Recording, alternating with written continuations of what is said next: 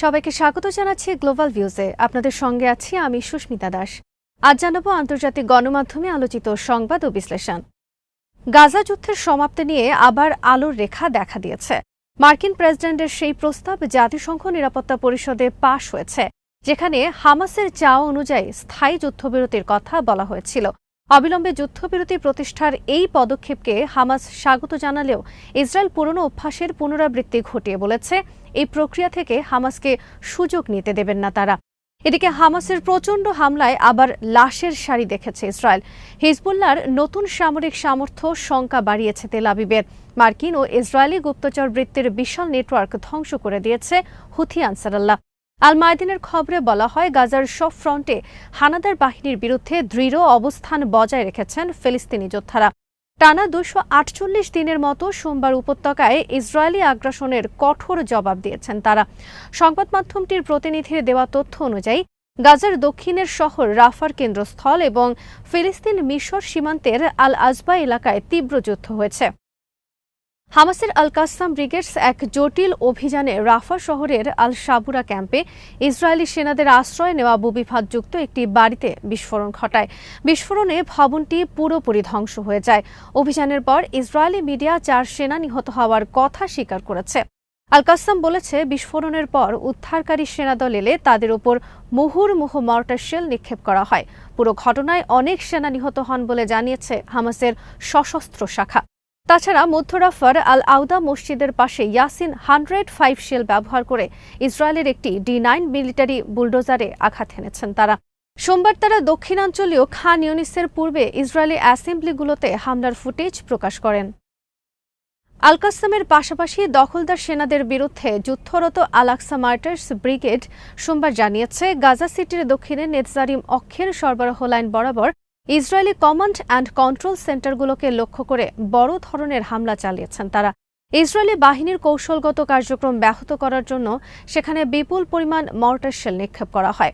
এদিন নিজেদের কারখানায় আকসা 103 রকেট উৎপাদনের ফুটেজ প্রকাশ করে সামরিক সামর্থ্য প্রদর্শন করেছে আল আকসা মার্টার্স ব্রিগেডস। তাদের পাশাপাশি নেতজারিম অক্ষের ইসরায়েলি অবস্থানে রকেটের একটি ব্যারেজ নিক্ষেপের ভিডিও প্রকাশ করেছে মুজাহিদিন ব্রিগেডস। হামলায় উল্লেখযোগ্য ক্ষয়ক্ষতি হয় বলে জানিয়েছেন তারা।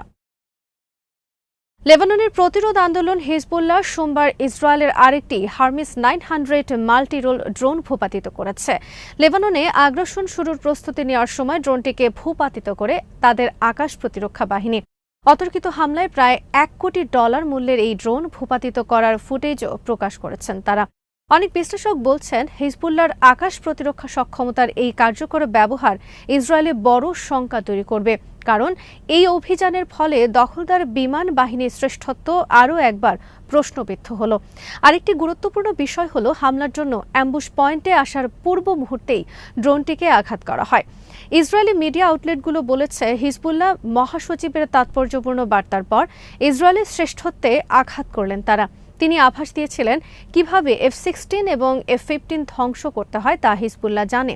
তাছাড়া সোমবারের এই ঘটনা ঘটেছে ইসরায়েলের 17 কিলোমিটার গভীরে আল রিহান মাউন্টেনের পাশে। এর আগে 6 এপ্রিল এবং 1 জুন দের মেইমাস এবং দের কিফায় হার্মিস 900 ড্রোন ভূপাতিত করেছিলেন লেবানিজ যোদ্ধারা। এদিকে ইসরায়েলি সামরিক অবস্থানগুলোকে লক্ষ্য করে সিরিজ হামলা চালিয়েছেন তারা। ইসরায়েলি মিডিয়া বলেছে, সোমবার সন্ধ্যা 6টায় হিজবুল্লাহ ড্রোন হামলার কারণে সৃষ্ট অগ্নিকাণ্ডে আহত 5 সেনাকে সাফাদের জিফ মেডিকেল সেন্টারে ভর্তি করা হয়। লেবানন থেকে বিকাল 5:30টার দিকে অধিকৃত গোলান মালভূমিতে 2টি ড্রোন ঢুকে পড়লে সেখানে সাইরেন বাজানো হয়। এর একটি শাল বসতিতে আঘাত হানলে সেখানে আগুন ধরে যায়। ইসরায়েলি বাহিনীর মুখপাত্র জানান, কয়েকটি সার্ফেস টু এয়ার মিসাইলের মাধ্যমে ড্রোনটিকে প্রতিহত করার চেষ্টা করা হলেও তা সম্ভব হয়নি।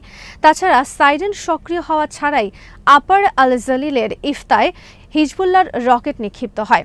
পরে লেবানন থেকে কয়েকটি রকেট ব্যারেজ নিক্ষেপের পর মেতুলা এবং কিরিয়াত সমনায় সাইরেন বাজানো হয়। সোমবার নাহারিয়ার উত্তরেও বিস্ফোরণের কথা জানিয়েছে ইসরায়েলি মিডিয়া। খবরে বলা হয়, এদিন ইসরায়েলের অর্থনৈতিক কর্মকাণ্ডের জন্য অত্যন্ত গুরুত্বপূর্ণ হাইফা বন্দরে সরাসরি আঘাত হানে হিজবুল্লাহ। গাজা যুদ্ধ শুরুর পর এই প্রথম বন্দরটিতে আঘাত করলেন তারা।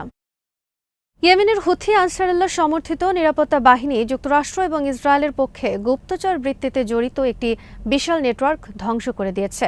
নিরাপত্তা গোয়েন্দা বিভাগের প্রধান মেজর জেনারেল আব্দুল হাকিম হাশেম আল খাওয়াইনি জানান, নেটওয়ার্কটি গত ৮ বছর ধরে ইয়েমেনের বিভিন্ন সরকারি প্রতিষ্ঠানে তৎপরতা চালাচ্ছিল।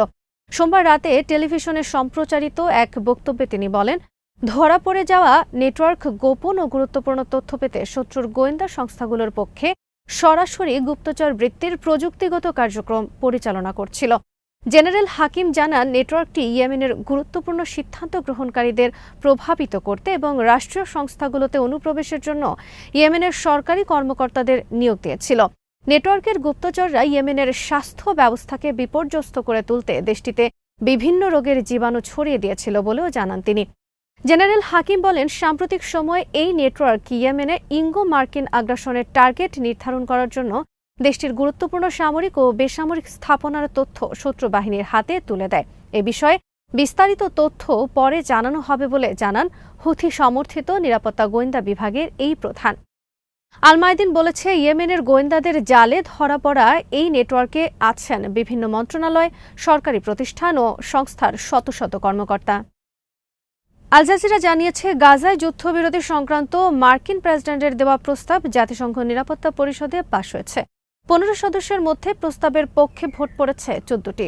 ভোট দেওয়া থেকে বিরত ছিল রাশিয়া। গত 31 মে গাজায় 3 ধাপে যুদ্ধবিরতি কার্যকরের এই প্রস্তাব দেন প্রেসিডেন্ট বাইডেন। সোমবার প্রস্তাবটির ওপর নিরাপত্তা পরিষদে ভোটাভুটি হয়। এরপর ইসরায়েল ও হামাসকে অবিলম্বে যুদ্ধবিরতির প্রস্তাব মেনে নেওয়ার আহ্বান জানিয়েছেন জাতিসংঘে নিযুক্ত মার্কিন দূত লিন্ডা থমাস গ্রিনফিল্ড। এই প্রস্তাবকে নতুন সুযোগ বলেও অভিহিত করেন তিনি। পাশ হওয়া প্রস্তাবে 3 ধাপে যুদ্ধবিরতি কার্যকরের কথা বলা হয়। প্রথম ধাপে থাকবে 6 সপ্তাহের জন্য গাজায় তাৎক্ষণিক পূর্ণাঙ্গ যুদ্ধবিরতি প্রতিষ্ঠা, নারী, বৃদ্ধ ও আহত পণবন্দীদের মুক্তি, কিছু নিহত পণবন্দীর লাশ ফেরত, ফিলিস্তিনি বন্দীদের মুক্তি, গাজার ঘনবসতিপূর্ণ এলাকাগুলো থেকে ইসরায়েলি সেনা প্রত্যাহার, গাজার উত্তরাঞ্চল সহ সমগ্র উপত্যকার বেসামরিক ফিলিস্তিনিদের নিজ ঘরবাড়িতে প্রত্যাবর্তন এবং গাজার সর্বত্র ব্যাপক ভিত্তিক মানবিক ত্রাণ বিতরণ। দ্বিতীয় ধাপে থাকবে গাজায় আটক অবশিষ্ট পণবন্দীদের মুক্তির বিনিময়ে উভয় পক্ষের সম্মতিতে স্থায়ীভাবে সংঘাতের সমাপ্তি এবং গাজা উপত্যকা থেকে সম্পূর্ণভাবে ইসরায়েলি সেনা প্রত্যাহার। তৃতীয় ধাপে থাকবে কয়েক বছর ব্যাপী গাজা উপত্যকা পুনর্নির্মাণের মহাযজ্ঞ শুরু এবং গাজায় নিহত অবশিষ্ট পণবন্দীদের লাশ তাদের পরিবারের কাছে হস্তান্তর। প্রস্তাবে আরও বলা হয়, প্রথম ধাপে যুদ্ধবিরতি প্রাথমিকভাবে 6 সপ্তাহের জন্য ঘোষিত হলেও দ্বিতীয় ধাপে বাস্তবায়নের উপায় নিয়ে আলোচনা চলতে থাকলে আলোচনা যতদিন চলমান থাকবে ততদিন যুদ্ধবিরতি চলতে থাকবে। অর্থাৎ প্রথম পর্যায়ের যুদ্ধবিরতি 6 সপ্তাহের বেশি সময় ধরে চলমান থাকবে এবং যুক্তরাষ্ট্র, কাতার ও মিশর বিষয়টি নিশ্চিত করবে। এতে বলা হয়, গাজা উপত্যকার জনসংখ্যার কাঠামোয় কোনো পরিবর্তন আনা যাবে না এবং উপত্যকার আয়তন কমতে পারে এমন কোনো ব্যবস্থা নেওয়া যাবে না। পাশ হওয়া প্রস্তাবে গাজায় যুদ্ধবিরতি বাস্তবায়িত হওয়ার পর ইসরায়েলের পাশাপাশি একটি স্বাধীন ফিলিস্তিন রাষ্ট্র প্রতিষ্ঠার কথা বলা হয়, যে রাষ্ট্রটি গঠিত হবে পশ্চিম তীর ও গাজা উপত্যকাকে নিয়ে এবং যেটি শাসন করবে ফিলিস্তিনি স্বশাসন কর্তৃপক্ষ। নিরাপত্তা পরিষদে পাশ হওয়া এই যুদ্ধবিরতি প্রস্তাবকে স্বাগত জানিয়েছে হামাস। মঙ্গলবার ভোরে প্রকাশিত এক বিবৃতিতে সংগঠনটি বলেছে, গাজায় স্থায়ী যুদ্ধবিরতি প্রতিষ্ঠা, উপত্যকা থেকে দখলদার সেনাদের সম্পূর্ণ প্রত্যাহার, বন্দি বিনিময়, গাজার পুনর্নির্মাণ, গাজাবাসীর নিজ ঘরবাড়িতে প্রত্যাবর্তন, গাজার আয়তন হ্রাস না করা এবং উপত্যকায় মানবিক ত্রাণ প্রবেশ করতে দেওয়া সংক্রান্ত যে প্রস্তাবটি পাশ হয়েছে তাকে হামাস স্বাগত জানায়। হামাসের বিবৃতিতে বলা হয়, এই প্রস্তাবে ফিলিস্তিনি জনগণ এবং প্রতিরোধ আন্দোলনের আকাঙ্ক্ষা প্রতিফলিত হওয়ায় এর ধারাগুলো বাস্তবায়নের জন্য পরোক্ষ আলোচনায় বসার ব্যাপারে হামাস মধ্যস্থতাকারীদের সহযোগিতা করতে প্রস্তুত রয়েছে। বিবৃতিতে আরও বলা হয়, হামাস ফিলিস্তিনি জনগণের জাতীয় অধিকার আদায়, দখলদারদের বিতাড়িত করা, আল কুদসকে রাজধানী করে একটি স্বাধীন ফিলিস্তিনি রাষ্ট্র প্রতিষ্ঠা, ফিলিস্তিনিদের নিজ ভূখণ্ডে প্রত্যাবর্তন এবং নিজেদের ভাগ্য নির্ধারণ করার অধিকার আদায়ের জন্য ফিলিস্তিনি জনগণের সঙ্গে একাত্ম হয়ে সংগ্রাম ও লড়াই চালিয়ে যাবে। এদিকে পাশ হওয়া প্রস্তাবকে স্বাগত জানিয়েছে ফিলিস্তিনি কর্তৃপক্ষ। জাতিসংঘে ফিলিস্তিনি দূত রিয়াদ মনসুর বলেছেন, এটা বাস্তবায়নের ভার এখন ইসরায়েলের হাতে। তিনি বলেন, আমরা যুদ্ধবিরতি চাই, প্রস্তাবটি ঠিক পথেই রয়েছে, সব ফিলিস্তিনি এটাকে স্বাগত জানাচ্ছে। যত দ্রুত সম্ভব ইসরায়েলের পক্ষ থেকে এটা বাস্তবায়ন করতে হবে। ফিলিস্তিনি বন্দীদের মুক্তি দিতে হবে, তবেই এই প্রস্তাব স্থায়ী যুদ্ধবিরতিতে রূপ নেবে। প্রস্তাব পাশ হওয়ার পর ইসরায়েল জানিয়েছে গাজা নিয়ে কোনো অর্থহীন আলোচনা করা হবে না। যদিও যুক্তরাষ্ট্রের পক্ষ থেকে বলা হয়েছে, ইসরায়েলের দেওয়া প্রস্তাবই ঘোষণা করেছিলেন প্রেসিডেন্ট বাইডেন। জাতিসংঘে ইসরায়েলের প্রতিনিধি রুট শাপির বেন নাফতালি জানান, তার দেশ গাজা নিয়ে এমন কোনো অর্থহীন ও দীর্ঘমেয়াদী আলোচনায় জড়াবে না যেটি হামাস নিজেদের স্বার্থে কাজে লাগাতে পারে। তিনি বলেন, ইসরায়েল নিশ্চিত করতে চায় যে গাজা ভবিষ্যতে ইসরায়েলের জন্য হুমকি হয়ে উঠবে না। এজন্য ইসরায়েল আপাতত তার লক্ষ্যগুলো পূরণের ওপর গুরুত্ব দিচ্ছে। ইসরায়েলের লক্ষ্যগুলোর মধ্যে রয়েছে হামাসের কাছ থেকে জিম্মিদের উদ্ধার করে দেশে ফিরিয়ে আনা এবং হামাসকে ধ্বংস করা। এই লক্ষ্যগুলো পূরণ হলেই যুদ্ধ শেষ হবে, তার আগে নয়। বেন নাফতালি বলেন, ইসরায়েল তার নীতির ওপর অটল রয়েছে। যতক্ষণ পর্যন্ত সকল জিম্মি উদ্ধার না হবে এবং হামাসের সামরিক ক্ষমতা বিলুপ্ত না হবে, ততক্ষণ পর্যন্ত আমরা যুদ্ধ চালিয়ে যাব। যুদ্ধের প্রথম দিন থেকে এটিই আমাদের লক্ষ্য ছিল। আল জাজিরা জানিয়েছে, গাজা সিটির একটি আবাসিক ভবনে সোমবার ইসরায়েলি বিমান হামলায় কয়েকটি শিশুসহ অন্তত ৮ ফিলিস্তিনি নিহত হয়েছেন। গাজার স্বাস্থ্য মন্ত্রণালয় জানিয়েছে, ৭ অক্টোবর শুরু হওয়া নির্বিচার হামলায় সোমবার পর্যন্ত অন্তত ৩৭,১২৪ ফিলিস্তিনি নিহত হন, যাদের অধিকাংশ শিশু ও নারী। আজ এখানেই শেষ করছি। সবাই ভালো থাকুন, সুস্থ থাকুন আর দেখতে থাকুন বিডি ভিউজ। চ্যানেলটি ভালো লাগলে সাবস্ক্রাইব করুন। সংযুক্ত থাকুন আমাদের ফেসবুক পেজে।